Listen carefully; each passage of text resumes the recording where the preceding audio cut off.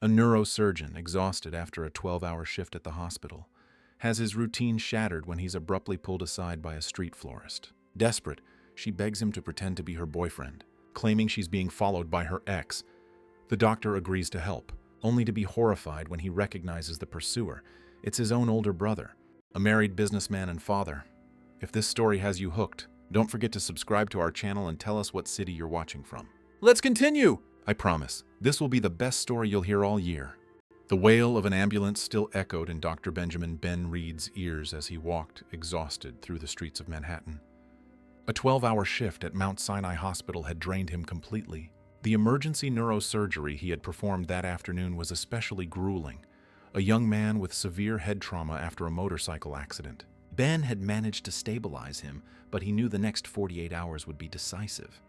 The late afternoon sky was painting itself orange over the East River as he decided to take an alternate route home, avoiding the chaotic traffic on the FDR Drive. It was then that he felt someone grab his arm forcefully. "Please help me!" A female voice, trembling and desperate, made Ben spin around. Before him stood a young woman of about 30, her curly hair pulled into a messy bun, her brown eyes wide with panic. She was clutching a partially crushed bouquet of sunflowers, and her breathing was rapid, as if she had been running. "I need you to pretend to be my boyfriend. Right now. Please," she pleaded, looking nervously over her shoulder. "There's a man who's been following me for 3 blocks, my ex. He won't accept that it's over." Ben, still stunned by the sudden approach, barely had time to process the request before the woman linked her arm through his and forced a tense smile, as if they were a couple. "My name is Eliza Hayes. Just walk with me for a minute, please. I swear I'm not crazy." Something in her eyes, a mix of genuine desperation and vulnerability, made the doctor nod. After all, he had sworn an oath to help people in danger. "All right," he replied quietly. "I'm Ben." As they walked together down the tree-lined sidewalk of Lexington Avenue, Ben noticed a man in a navy blue suit approaching with decisive steps. The doctor felt Eliza squeeze his arm tighter. "That's him," she whispered. Ben looked at the man and felt his heart skip a beat. Under the golden light of the Manhattan dusk, he immediately recognized that face. It was Arthur Reed, his older brother, a real estate mogul. Arthur was 10 years older than Ben. Married for over 15 years to Catherine, he had a 12-year-old son, Peter. He was considered the prime example of success in the Reed family, a man who had transformed their father's small business into one of the largest developers on the East Coast. For a moment, Ben considered pulling his arm away from Eliza and clearing up the misunderstanding. There had to be some explanation. His brother was a respected man, known for his generosity to charities and his solid marriage to Catherine. But before he could decide, Arthur was standing in front of them. His gaze shifted from surprise to irritation as he recognized his brother standing next to Eliza. "Benjamin?" Arthur's tone carried a mix of astonishment and something the doctor couldn't quite decipher. "What are you doing here?" "I could ask you the same thing," Ben replied, instinctively positioning himself slightly in front of Eliza. "I didn't expect to see you on this side of town." Arthur's eyes narrowed, fixed on Eliza, who held his gaze with visible discomfort. "Do you two know each other?" the businessman asked, his voice now laced with a false casualness. Ben hesitated for a second, but something in his brother's threatening posture made him decide. "Yes," he answered, sliding his arm around Eliza's waist. "We've been seeing each other for a few weeks." A dense silence settled between the three of them. Arthur adjusted his tie, visibly uncomfortable. "Interesting, very interesting." Arthur forced a smile that didn't reach his eyes. "I needed to speak with Eliza about a landscaping project for the new development. She did exceptional work on the Orion building." The lie was so transparent that Ben felt a wave of disappointment and anger rise within him. "I believe any professional matters can be handled during business hours at the office," Ben countered, maintaining the composure taught by years of emergency situations at the hospital. Arthur shot a hard look at Eliza, who remained silent, clutching the bouquet of sunflowers as if it were a shield. "Of course, you're right." Arthur took a step back. "It was just a coincidence finding her here. We'll talk another time, Eliza." His tone carried a veiled threat that did not go unnoticed by Ben. "Actually," Ben interrupted, "Eliza is quite busy for the next few weeks. If the matter is urgent, I suggest you speak with another professional." The brothers stared at each other for a long moment, A silent duel that seemed to carry the weight of unspoken truths. I see. Arthur finally backed down. I'll see you at Sunday lunch at Mom's place then? I'll be there, Ben answered curtly. With one last look at Eliza, Arthur turned and disappeared into the crowd on the busy street. Only when his brother was long gone did Ben feel Eliza exhale, as if she had been holding her breath the entire time. She stepped away from him, trembling slightly. You know him. It wasn't a question, but a statement filled with disbelief. You have the same last name. Are you related? He's my older brother, Ben confirmed, still processing what had just happened. Arthur Reed. Eliza turned pale, her eyes filling with unshed tears. Oh my God, she murmured, covering her mouth with her hand. I didn't know. I swear I didn't know. Ben guided her to a nearby bench along the riverwalk, away from the curious glances of passers-by. The sun was already setting over the South Street seaport, painting the historic buildings in an orange light that contrasted with the gravity of the moment. Tell me everything, he requested, using the same calm voice he used to deliver difficult news to patients' families.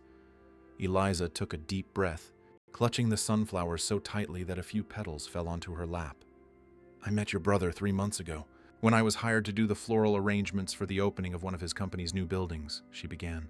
He told me he was separating, that he was only living with his wife for appearances. He invited me to dinner, and I believed him. A tear rolled down her cheek. At first, it was just work. Then came the gifts, the discreet meetings. He never took me to public places here in New York, always saying it was to protect me from gossip that could hurt my flower shop. Ben listened in silence, trying to reconcile the image of his exemplary brother with the man Eliza was describing. 2 weeks ago, I was at the mall and I saw your brother with a woman and a boy, clearly on a family outing. The woman called him Honey. The boy called him Dad. There was no way to pretend it was just for appearances. Catherine and Peter, Ben murmured. I confronted him that night. He admitted he was still married, that he had never planned to get a divorce. He said I should understand that men like him have needs. I ended things right there. Eliza wiped her tears with the sleeve of her blouse. Since then, he hasn't left me alone. He shows up at my shop, calls me from blocked numbers, follows me. Today was the 3rd time this week. The sun had completely disappeared, and the city lights began to twinkle around them. On the bridge, cars formed an endless line, their headlights like metallic fireflies in the arriving night. Ben tried to absorb every word, feeling the weight of a truth that threatened to demolish the image he had of his brother, and perhaps his entire family. I'm taking you home, he said finally. And tomorrow, we're going to sort this out. Night fell completely over the city as Ben drove in silence. Beside him, Eliza looked out the window, her fingers still nervously intertwined with the stems of the wilting sunflowers. Turn right at the next corner, she indicated, her voice almost a whisper. It's that green building with the white gate. The Sunflower Flower Shop occupied the ground floor of an old brownstone in the East Village. A small apartment on the floor above served as Eliza's home. It wasn't luxurious, but it had character. Potted plants hung from the windows, and a discreet wooden sign indicated the business. Do you live alone? Ben asked, parking the car. Yes, she replied, hesitant to get out. But don't worry. I have a neighbor who always keeps an eye out, Mrs. Petrov, a retired lady who has practically adopted my shop as an extension of her own home. Ben nodded. But something in his medical instinct, the same one that alerted him when a patient needed special attention, made him get out of the car and walk her to the door. You have my number now, he said, handing her a card. Anything at all, don't hesitate to call. And tomorrow I'm going to talk to my brother. Eliza held the card as if it were precious. Thank you, Dr. Reed. I'm so sorry for dragging you into this. If I had known... Don't blame yourself, he interrupted. You did nothing wrong. When Ben got back to his car, his phone buzzed. It was a message from Arthur.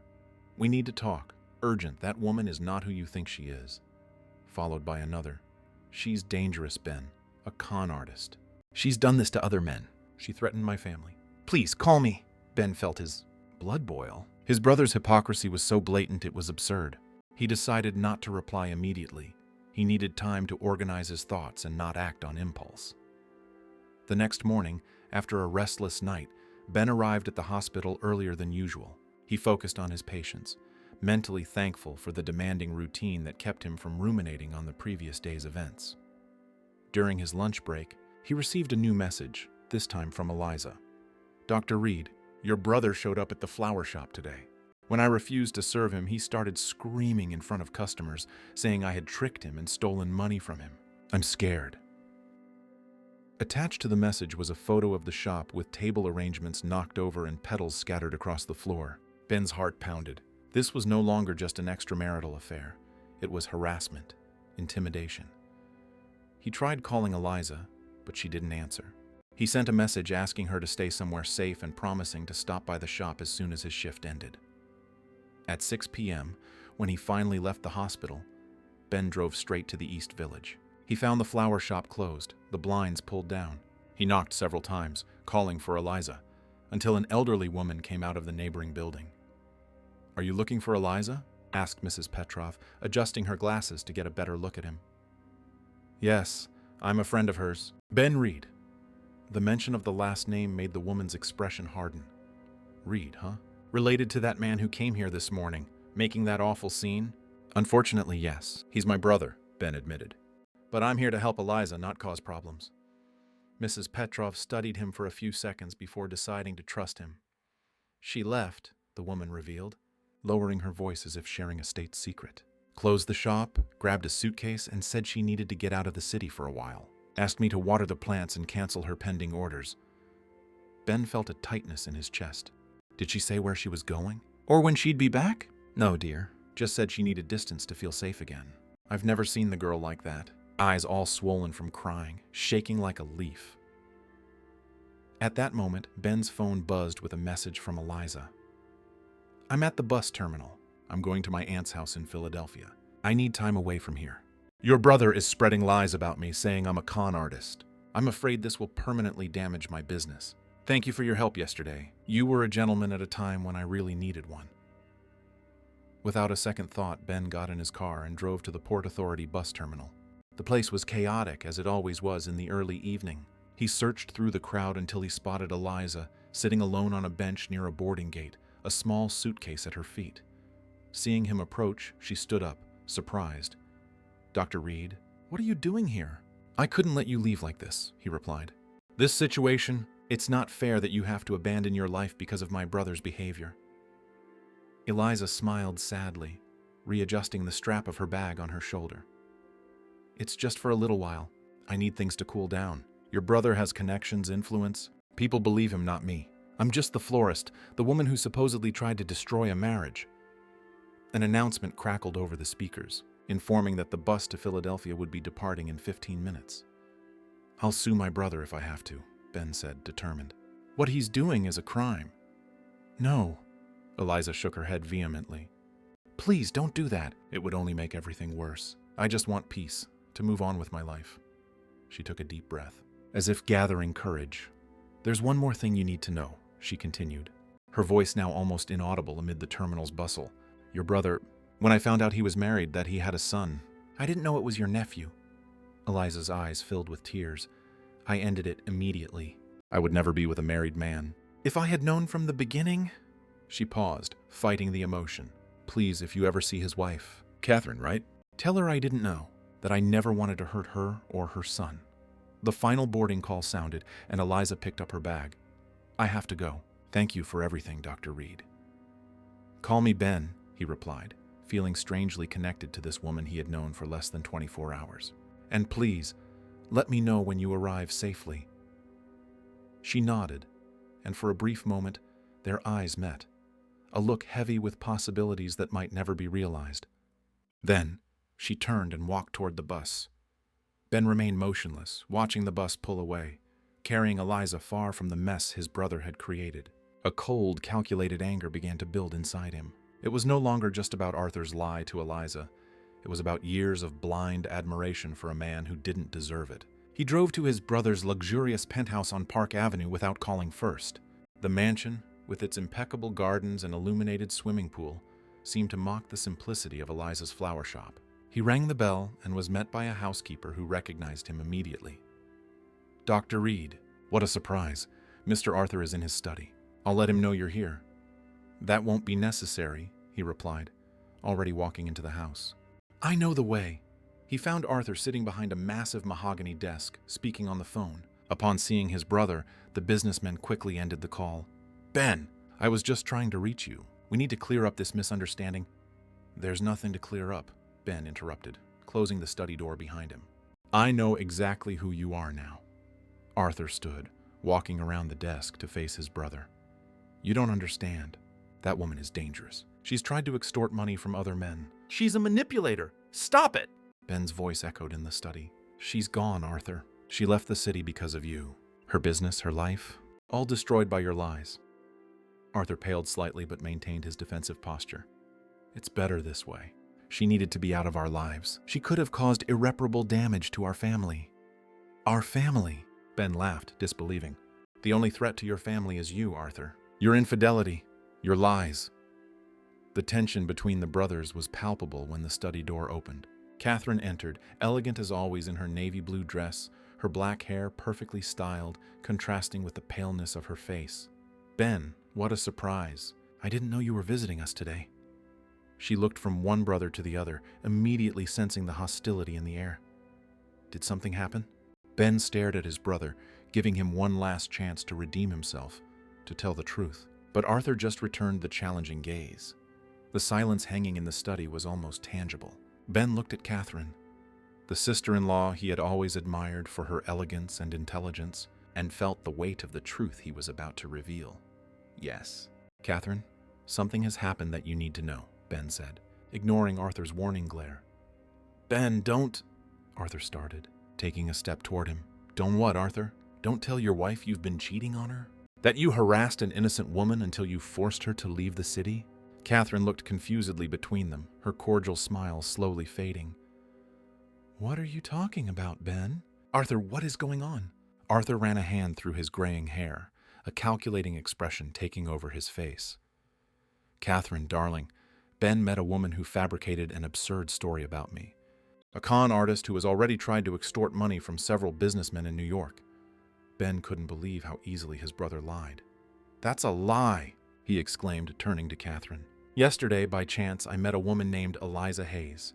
She was being stalked by a man, her ex-boyfriend. To my surprise, that man was Arthur." Catherine's eyes widened. "Your brother carried on a relationship with her for 3 months," Ben continued, determined to expose the entire truth. "He made Eliza believe he was separating from you, that your marriage was just for show. When she discovered the truth that he was married and had a son, she ended everything. Since then, Arthur has been harassing her, intimidating her. Today, he went to her flower shop, destroyed arrangements, and publicly slandered her." Catherine remained motionless, her face a mask of shock. "Because of that," Ben concluded, "Eliza left the city today. She abandoned her business, her home, everything, out of fear of your husband." Arthur let out a forced laugh. "This is ridiculous. Catherine, you've known me for 15 years. Do you really think I would do something like that? It's obvious this woman manipulated my brother, just as she tried to manipulate me when I rejected her." Ben shook his head, incredulous. "Catherine, I saw it with my own eyes. Arthur stalking Eliza on the street. The way he looked at her, threateningly. The messages he sent me afterward, trying to defame her. And today, the vandalism at her shop." There was a moment of tense silence as Catherine processed everything she was hearing. Then, to Ben's surprise, she walked slowly over to Arthur and took his hand. "You're being unfair to your brother, Ben," she said, her voice surprisingly firm. "Arthur told me about this woman weeks ago. She approached him at a company event, offered landscaping services, and then began making advances. When he rejected her, she started inventing stories, threatening our family." Ben couldn't believe what he was hearing. "This is absurd. You believe him just like that without question?"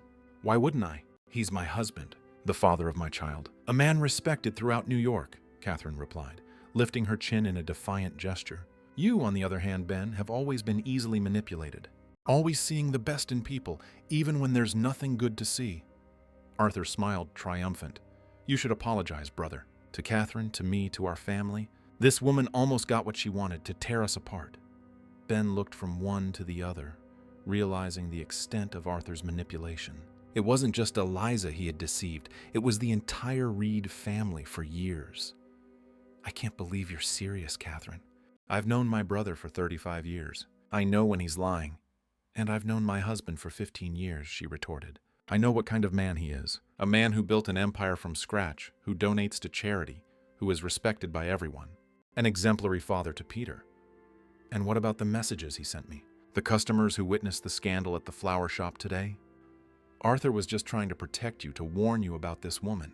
And as for the scene at the shop, I bet she staged it herself to frame him. Catherine's conviction was frightening.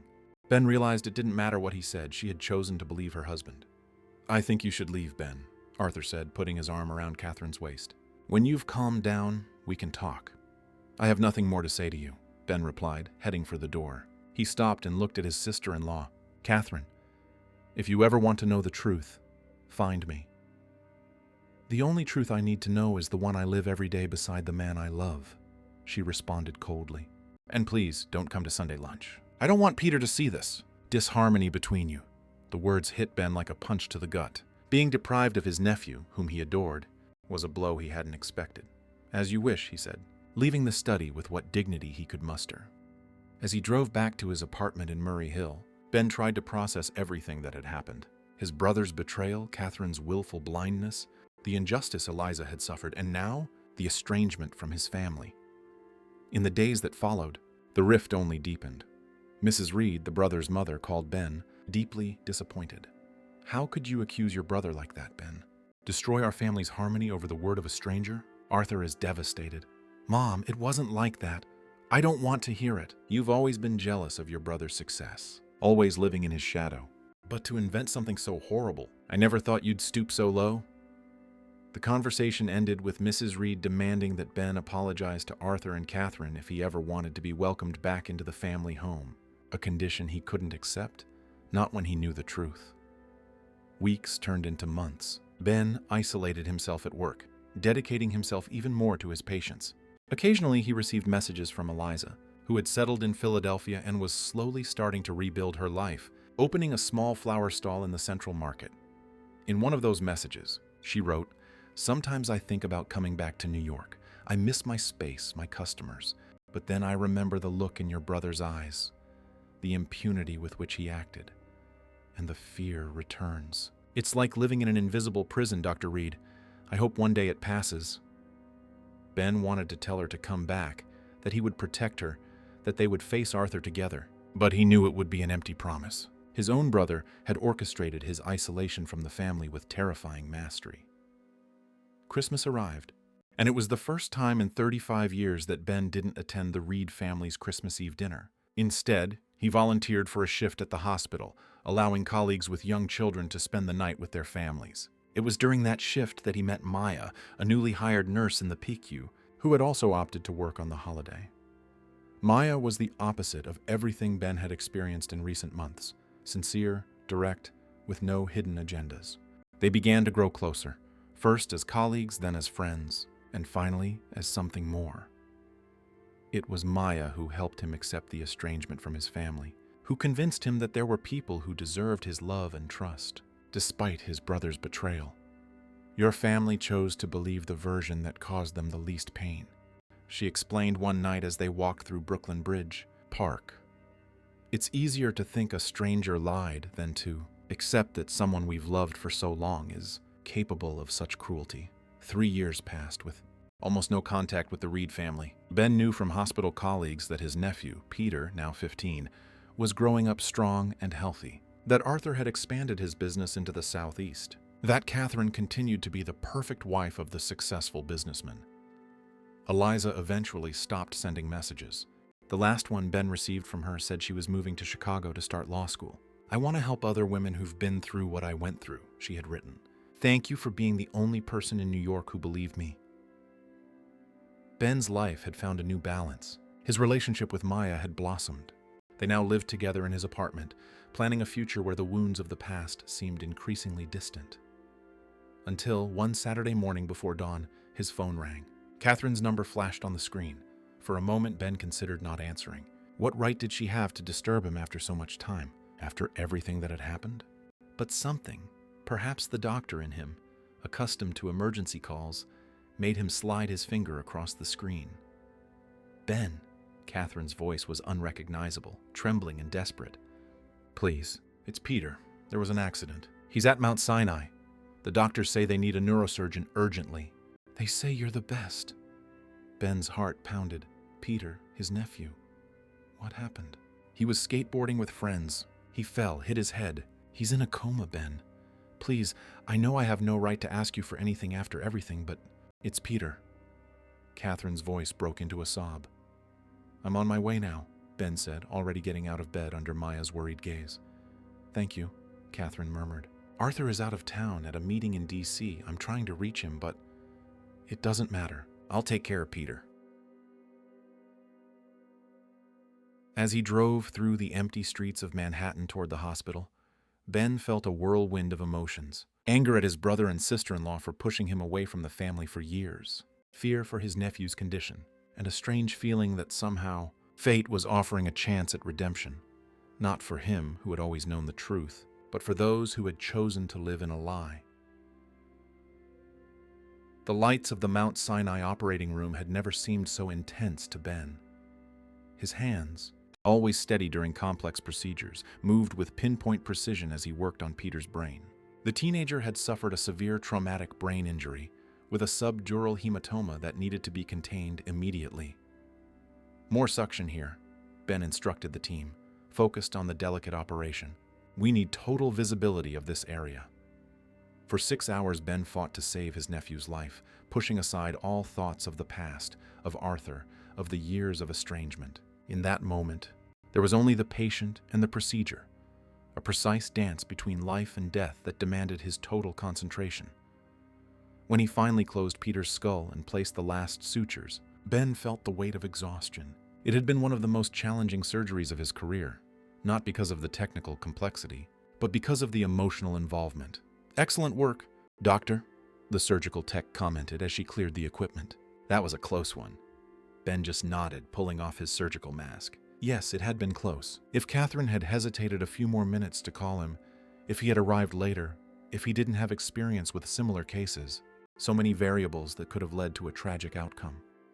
In the waiting room, Catherine was waiting, her face marked by hours of tears and anguish. Seeing Ben, she shot up from her chair. "How is he?" "The surgery was successful," Ben replied, maintaining the professional tone he used with patients' families. "We managed to stop the bleeding and reduce the intracranial pressure.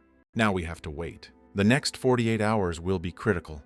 Catherine covered her mouth with her hands, her shoulders shaking in a silent, relieved sob. "Thank you," she murmured, between sobs. "Thank you for coming, even after everything." "I wouldn't have done it for Arthur," Ben said honestly. "I did it for Peter. He's always been a good kid. It's not his fault what the adults around him chose to do." Catherine nodded, wiping her tears. "Arthur is on his way back from D.C. He caught the first flight. He should be here in a few hours." "I understand. I'll leave detailed instructions with the team." "We don't need to run into each other." "Ben," Catherine hesitated. "Could you stay, at least until Peter wakes up? The other doctors said you're the only one who really understands what happened, who can best evaluate his progress." There was something in her voice, a vulnerability Ben had never seen before in the always composed Catherine.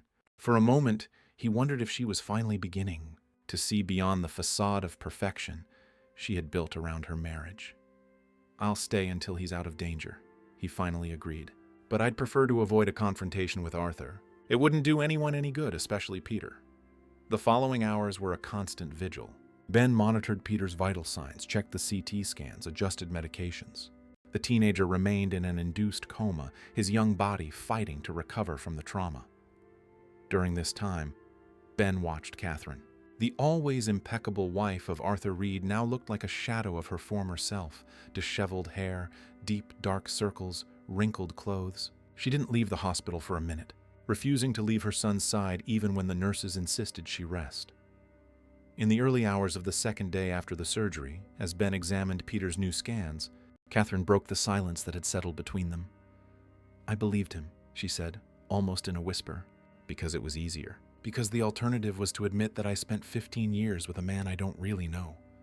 Ben looked at her, surprised by the unexpected confession.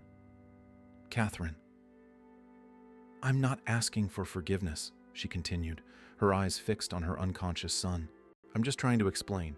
After you left that day, I started noticing things. Small details I'd always ignored. Calls he would take in another room, business trips that were extended without explanation, increasingly elaborate excuses." She took a deep breath, as if every word required enormous effort. But still, I chose to believe him. For Peter, for the image of the perfect family we built, for my own sanity. It's easier to be deceived than to admit you allowed yourself to be deceived for so long. Ben didn't know what to say.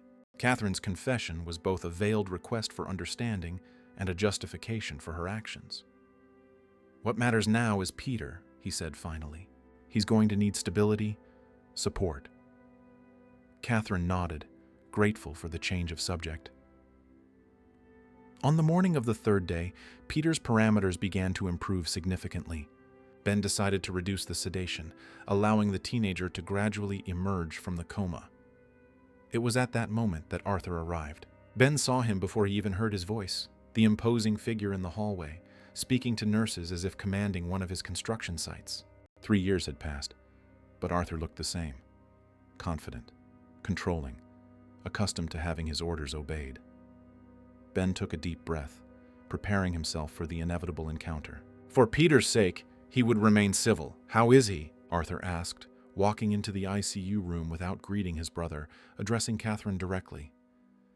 "Better," she replied, without getting up from the chair beside her son's bed. "Ben is reducing the sedation.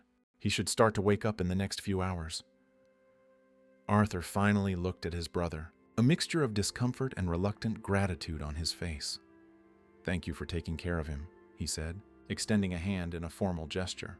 Ben accepted the brief handshake, noting how strange the contact felt after so long. "I did what any doctor would do, and what any uncle would do for his nephew. Even so, I'm grateful. I know we haven't spoken in a long time." 3 years, Ben completed. 3 years without knowing anything about my nephew, without being invited to birthdays, graduations, Christmases. Arthur had the decency to look embarrassed. "Things got complicated after that day," he justified. "You were distraught, making accusations. We thought it was best to give it time." "Time," Ben repeated, incredulous. "You completely excluded me from the family because I told the truth about your behavior." "Ben, please," Catherine intervened, looking anxiously at her son. "This is not the time or the place."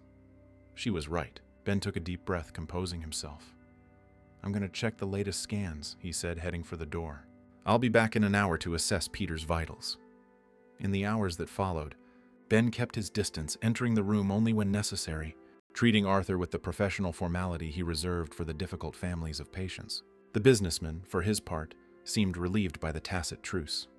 By the end of that day, Peter began to show the first signs of consciousness, small movements of his fingers, a reaction to the voices around him. Ben monitored him closely, guiding the team on the proper procedures for a gradual awakening. "He's responding well," he explained to the parents. "But we'll still need some tests to assess if there are any neurological side effects." "Side effects?" Arthur repeated, turning pale. "What kind of side effects?" "It's common in cases of traumatic brain injury. There can be changes in memory, motor coordination, behavior. But Peter is young, with a good capacity for recovery. The chances are positive." Catherine held her son's hand, tears streaming silently. "Will he be able to be like he was before? Skateboarding, playing soccer?" "That's what we hope," Ben replied. "But we can only fully assess that when he's completely conscious and we can run the neurological tests." The next morning, Peter opened his eyes. His disoriented gaze scanned the room, landing first on his mother, then his father, and finally on Ben. "Uncle Ben?" he murmured, his voice hoarse from the intubation. Ben's heart leaped. Peter recognized him, remembered him despite the years of separation. It was a good sign, both for the neurological prognosis and for the emotional connection they had always shared. "I'm here, Peter," he replied, moving closer to the bed. "You had an accident, but you're getting better." The teenager nodded weakly, trying to process the information. "My head hurts." "That's normal," Ben explained. "You hit it hard, and we had to do surgery, but the pain will gradually lessen." The following days brought significant progress. Peter was transferred from the ICU to a private room. He began to talk more, to feed himself, to take his first steps with the help of physical therapists. With each evaluation, Ben felt more optimistic about a full recovery. A week after the surgery, an unexpected complication arose. Peter's blood tests showed low hemoglobin levels, requiring a transfusion. "We're going to need his blood type," Ben explained to Catherine and Arthur, who remained constantly by their son's side. "Do you know what it is?" "A positive like mine," Arthur replied promptly. Ben made a note in the chart. "And you, Catherine?" "Oh, negative," she replied, tense. "Right. I'll order the transfusion immediately." Hours later, the hospital lab sent an urgent message to Ben. There was a problem with the blood type. Upon checking the order, he realized the issue. The lab claimed Peter was AB negative, incompatible with what Arthur had reported. "There must be a mistake," Ben commented to the lab technician. "Let's rerun the test." The second test confirmed it. Peter was indeed AB negative. Ben frowned, mentally reviewing the laws of blood heredity he had studied in medical school. A father with type A blood and a mother with type O blood could not produce a child with type AB blood. It was biologically impossible. The conclusion was unavoidable and staggering. Arthur was not Peter's biological father. Ben stood frozen in the hospital lab, the blood test result in his hands like a ticking time bomb. Science didn't lie. Arthur could not be Peter's biological father. This truth, so clear in the blood typing before him, had the power to destroy what was left of the Reed family. For a few moments, Ben considered the ethical implications of what he had just discovered. As a doctor, he had an obligation to scientific truth, but also to the well-being of his patient, who in this case was his nephew, a teenager already fragile from the accident. Peter didn't need another emotional shock during his recovery. After careful reflection, Ben made a decision. He would order the compatible transfusion for Peter without mentioning the genetic incompatibility. This conversation needed to happen, but not now, not in the hospital, not while the boy was fighting to recover.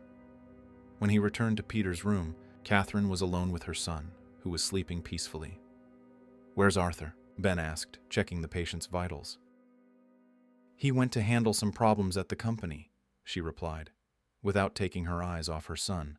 "Even with Peter here, business doesn't stop." There was a note of bitterness in her voice that didn't escape Ben. "The transfusion is being prepared," he informed her, maintaining his professional tone.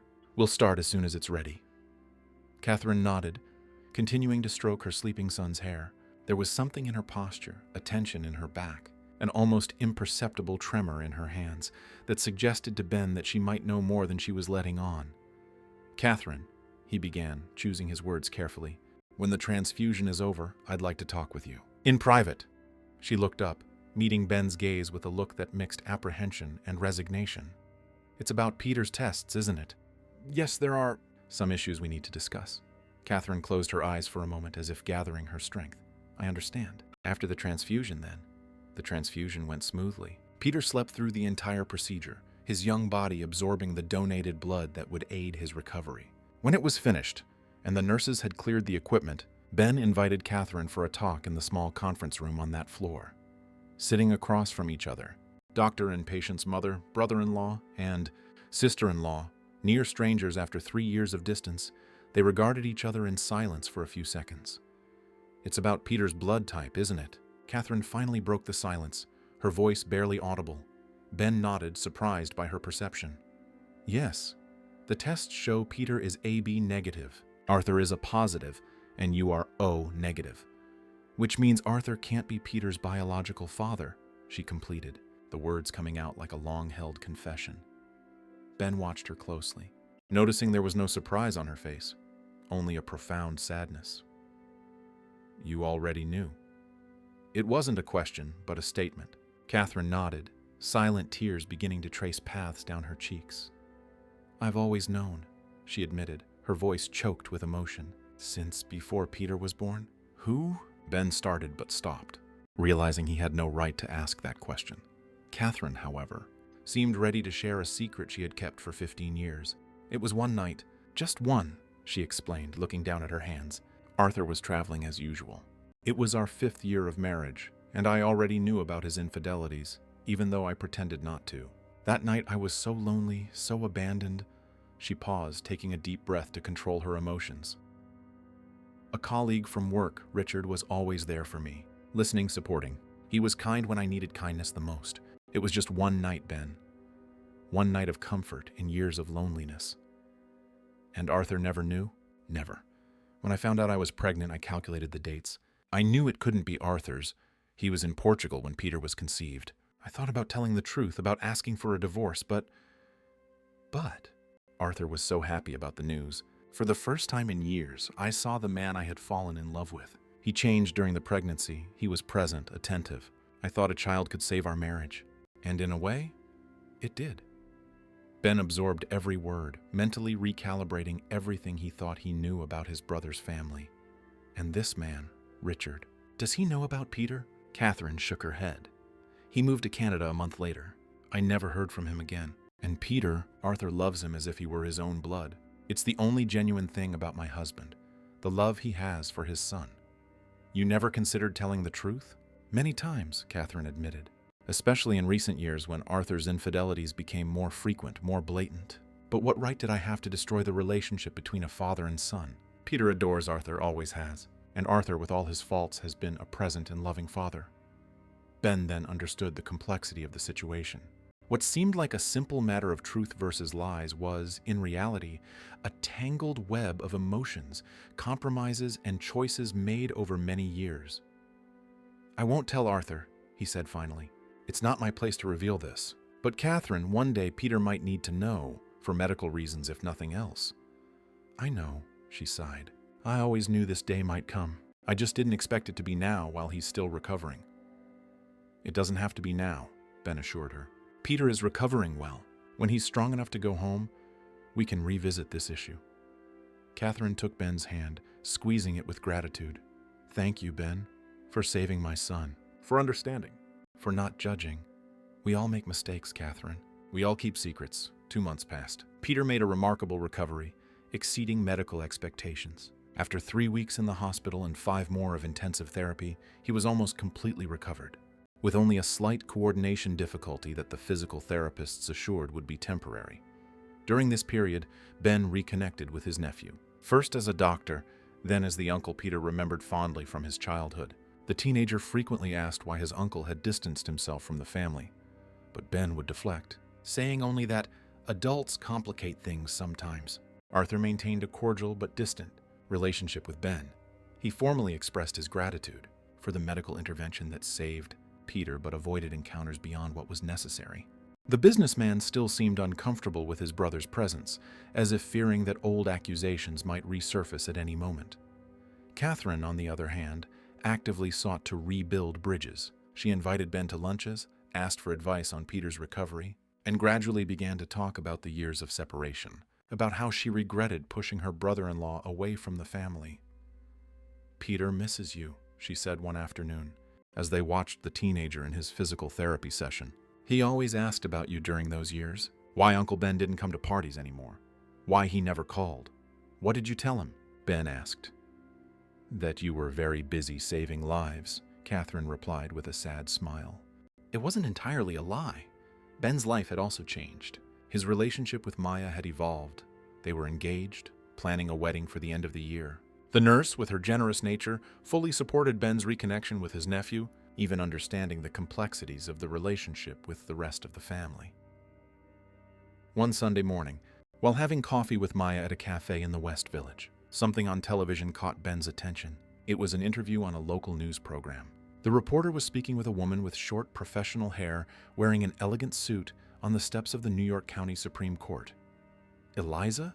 Ben murmured, incredulous. On the screen, the caption identified the interviewee, attorney Eliza Hayes, specialist in women's rights. You know her? Maya asked, noticing her fiancé's surprise. Yes. I did, a long time ago. Ben turned up the volume, catching the end of the interview. And this new office project aims to provide free legal support to women in situations of stalking and harassment, Eliza explained, with a confidence that Ben didn't recognize from the frightened florist he had met years ago. Many of them don't report it out of fear, shame, or because they don't have the resources to hire a lawyer. We are here to change that. It's impressive how she turned a traumatic personal experience into something positive, the reporter commented. Eliza's smile wavered for an instant. Sometimes, The worst experiences show us our true strength, she replied, and they direct us toward a greater purpose. When the interview ended, Ben remained silent, absorbing Eliza's transformation. From a stalked florist to a respected attorney, using her own pain to help other women. There was something profoundly inspiring in that. That same night, Ben's phone rang. It was Catherine, her voice trembling with anxiety. "Ben, I need to tell you something." "It's about Arthur." "What happened?" "He saw the same interview you did. That woman, Eliza. He's become obsessed. He's researching her online. Found out she moved back to New York 3 months ago. I'm worried, Ben. He's acting just like he did back then." A chill ran down Ben's spine. "Did he say anything? Do anything?" "Not yet, but I know that look. It's like he's planning something. And there's more." "What?" "Peter and I found a search history on his computer. It wasn't just women like Eliza he stalked over the years. There were others, Ben. Many others." The revelation didn't surprise Ben as much as it should have. Somehow, he had always known the affair with Eliza wasn't an isolated incident, but part of a pattern. "Catherine, you and Peter need to get away from him." "It's not that simple. You know Arthur. He controls everything. Our bank accounts, the house we live in, even Peter's school." "You can stay with us," Ben offered without hesitation. Maya wouldn't mind. There was a long silence on the other end of the line. "Thank you, Ben. I'll think about it. For now, I'm keeping an eye on him. If I notice he's planning to do anything against Eliza, I'll let you know immediately." In the days that followed, Ben found himself torn between his concern for Catherine and Peter and the need to warn Eliza of the potential danger. After much reflection, he decided the attorney had the right to know her former stalker was active again. It wasn't hard to find the law firm where Eliza worked. A small plaque in Midtown Manhattan announced Hayes & Associates, Advocacy for Women. When Ben entered the simple but elegant reception area, he was greeted by a young secretary. "I'd like to speak with Ms. Eliza Hayes, please." "Tell her it's Ben Reed." The secretary looked at him curiously. "Ms. Hayes is in a meeting. Do you have an appointment?" "No, but it's an urgent matter, personal." While he waited in the reception, Ben looked at the photos on the walls. Eliza at her law school graduation, receiving awards, standing beside groups of women at events. In one of the photos, something caught his eye. Eliza smiling next to a young boy of about 6, with dark hair and penetrating eyes that looked strangely familiar. "Ben?" The voice made him turn. Eliza was standing in her office doorway, more mature than he remembered, but with the same determined gaze. "Eliza," he smiled, genuinely happy to see her. "Sorry to drop in without an appointment." She invited him into her office, an organized space, with shelves full of law books and a window overlooking the bustling city center. "I saw you on TV," he began, sitting in the chair she indicated. "I was impressed with your work, from florist to attorney." Eliza smiled, sitting behind her desk. "Life takes many turns, doesn't it? After I left New York, I realized I wanted to do more than just sell flowers. I wanted to help women who went through what I went through. So I used my savings to go to law school in Chicago." "It's admirable," Ben said sincerely, "turning a painful experience into something so positive." Eliza's smile faded slightly. "I imagine you didn't come all the way here just to compliment me, Ben. What happened?" Ben hesitated, searching for the best way to break the news. "Arthur saw your interview on TV," he said finally. "And from what Catherine told me, he's interested in you again, researching your life, your work." Eliza's face paled, but her posture remained firm. "I see," she said, her voice controlled. "Thank you for letting me know. I will take the necessary precautions. Eliza, if you need anything..." She held up a hand, cutting him off. "I'm not that scared florist anymore, Ben. Now I know my rights. I know how to protect myself legally." At that moment, the office door opened and the same boy from the photo ran in. "Mommy, Aunt Rita said I can have another cookie?" Eliza smiled at her son, an expression of pure love lighting up her face. "Just one more. Miles, and then homework." The boy made a comical face, then noticed Ben's presence. "Hello," he said politely. "Are you my mom's client?" "Miles, this is Dr. Reed, an old friend," Eliza introduced them, with an almost imperceptible hesitation. Ben smiled at the boy, again noticing the unsettling familiarity in his features. The eyes, the shape of the chin. "A pleasure to meet you, Miles. How old are you?" 6.5, the boy replied proudly. "Almost 7. Ben did a quick mental calculation. 6.5. Meaning Miles was conceived approximately 7 years and 3 months ago. Exactly the time when Eliza met Arthur. His eyes met Eliza's, a silent question hanging between them. She held his gaze for a moment, then turned to her son. "Miles, why don't you go finish your drawing in Aunt Rita's room while I talk with Dr. Reed?" When the boy left, Ben didn't need to ask the question aloud. Eliza answered the unspoken query. "Yes, Miles is your brother's son," she confirmed, her voice low but steady. "I found out I was pregnant 2 months after I left New York. I thought about not having the baby, but I couldn't. Does Arthur know?" "No, and I prefer it stays that way." "He has a right to know he has a son," Ben argued, more out of principle than conviction. "Rights?" Eliza gave a bitter laugh. "The man who stalked me, who destroyed my business, who forced me to leave my life behind, that man has no rights to my child." "Our son," Eliza continued, "has a father, my husband, Andre. He legally adopted Miles when we got married. Miles has a loving, stable family. He doesn't need Arthur's toxicity in his life." Ben nodded slowly, understanding her position. "I understand. And I respect your decision." "Thank you." Eliza visibly relaxed. "Now about the warning. I'll take precautionary measures. If Arthur tries anything, I'll be on your side," Ben assured her. "I won't let him hurt you again. Not you, and not Miles." The weeks following the meeting with Eliza were tense. Ben was torn between the hospital, the preparations for his wedding to Maya, visits to Peter, and constant vigilance over Arthur's actions. Catherine kept him informed of her brother's movements, reporting with growing concern the obsession he had developed for the attorney. "He printed out every article about her," Catherine told Ben over lunch. "He has a file on his computer just with information about her office, the cases she's defended. Yesterday, I caught him studying the routine of the building where she works." "This is getting dangerous," Ben observed, concern evident on his face. "You and Peter should seriously consider the offer to stay with us for a while." Catherine played with the food on her plate, undecided. "Peter is 15, Ben. He's at a crucial phase in school. A move right now would affect his studies, his friends, and staying in a house with Arthur in this state doesn't affect him." She sighed, exhaustion visible in every line of her face. "You're right. I'll talk to Peter today." That same afternoon, while Ben was in a routine consultation, his secretary interrupted him urgently. "Dr. Reed, your sister-in-law is on the line. She says it's extremely urgent." When he picked up, Catherine's voice was laden with panic. "Ben," he found out, Arthur went to Eliza's office. He confronted her in front of everyone, made a horrible scene. And worse, he saw Miles. Ben's heart leaped. "What happened?" "I don't know exactly. I just know Arthur came back completely unhinged. He looked at the boy and—" "Ben," he realized. "He said the kid has the same eyes, the same chin he had as a child. Where is he now?" "Locked in his study, drinking. I'm scared, Ben, the look in his eyes. I've never seen Arthur like this." "Take Peter to our place right now," Ben instructed. "Maya will be there. I'm going to try to talk to Eliza, see exactly what happened." After several attempts, he managed to reach Eliza. Her voice was tense but controlled. "He just showed up," she reported. "Started screaming, accusing me of ruining his life. When he saw Miles leaving my office, Ben, he looked at my son like he'd seen a ghost." "Did he try anything against you?" "He tried to get near the car where Miles was waiting. I used pepper spray on him. I had no choice. I called the police, filed a report. My lawyer is preparing a restraining order." "Are you and Miles safe?" "Yes, we're at a friend's house. Andre is flying back from his trip to be with us." "Ben, I've been thinking, after all this." "What?"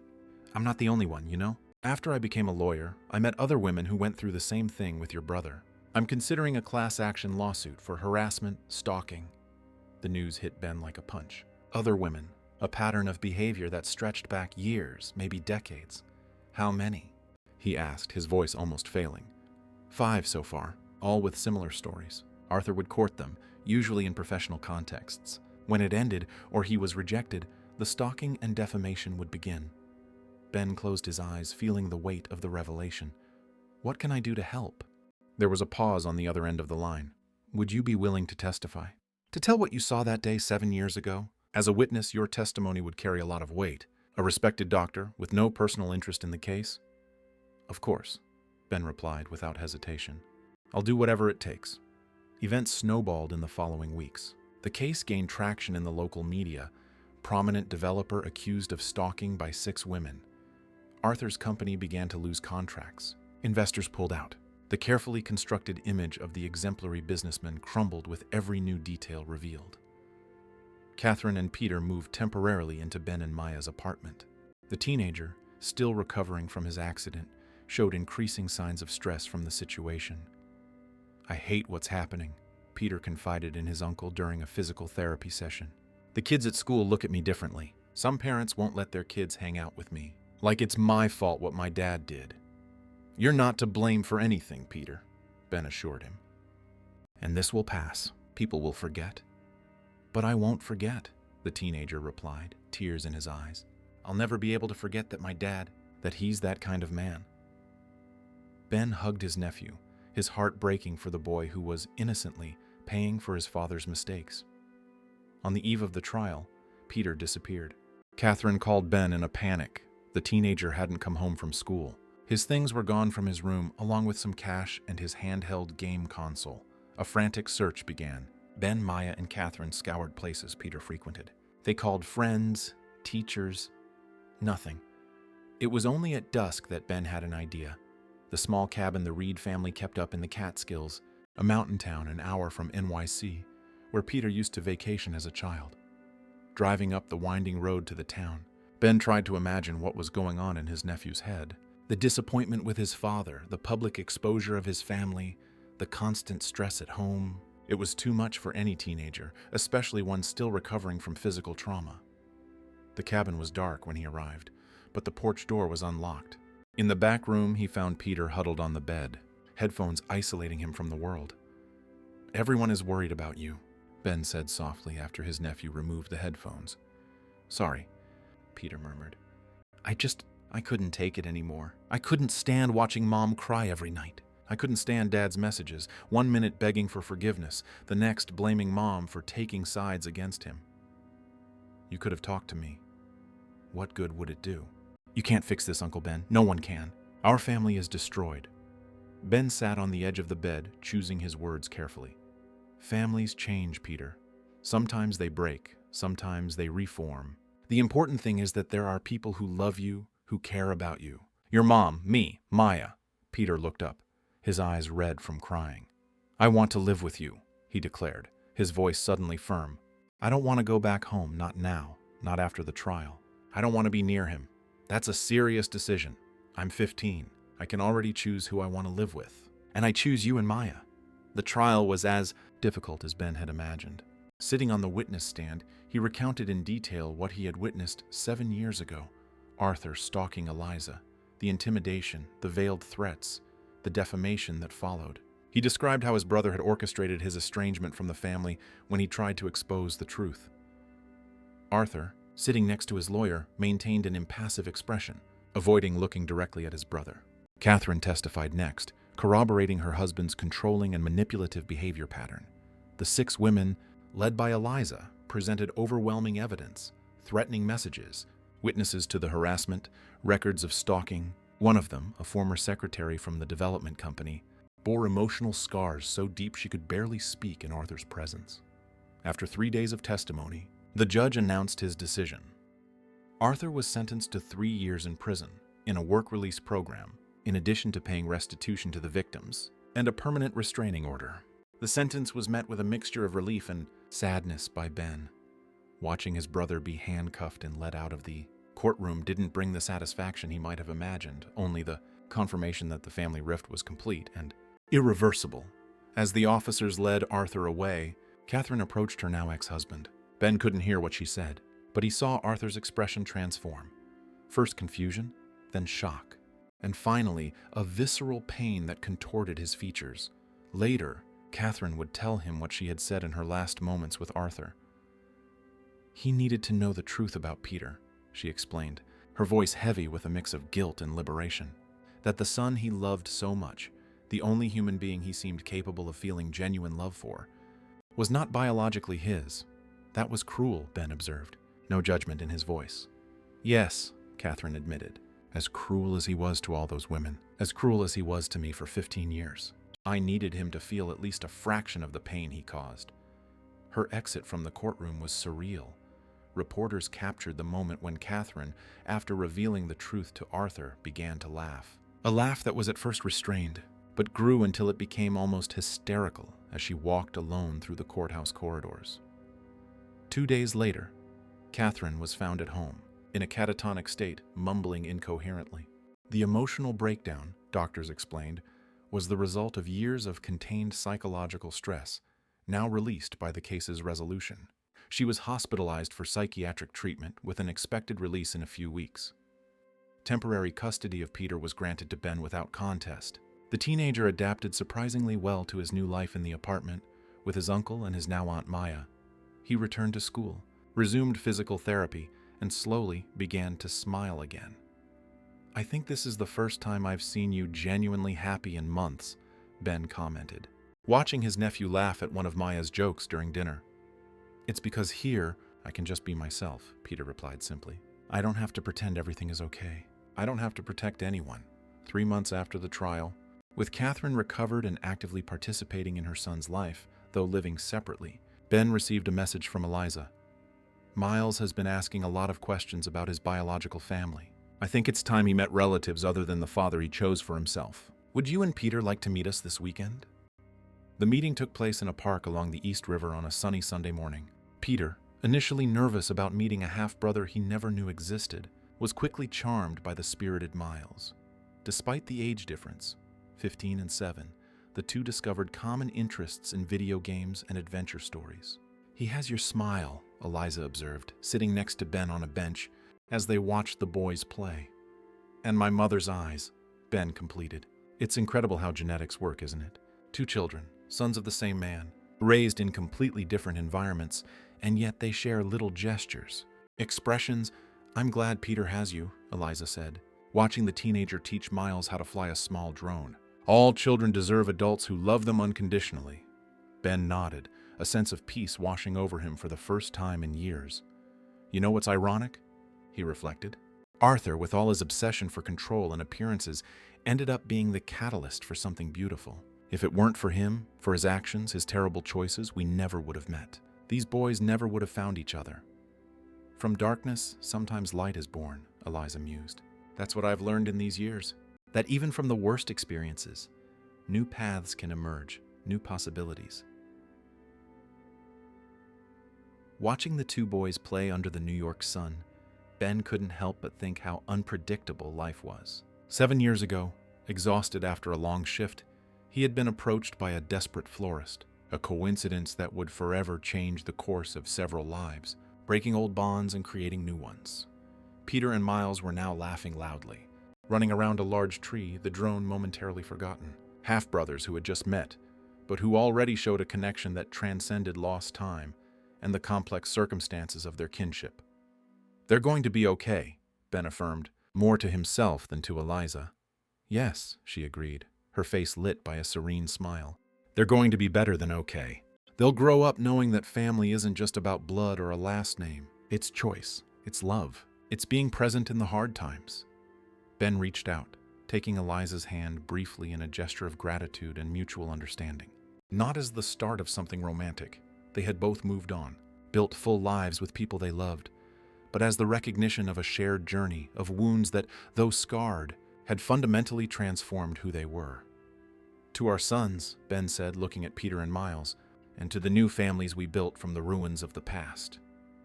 Eliza squeezed his hand in response, her eyes shining with contained emotion. "To our sons," she repeated, "and to second chances."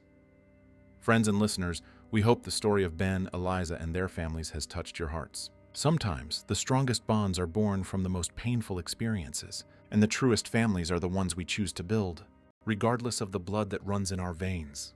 If you were moved by this journey of redemption and new beginnings, be sure to subscribe to our channel to follow other equally engaging stories. Leave your like and share your thoughts in the comments.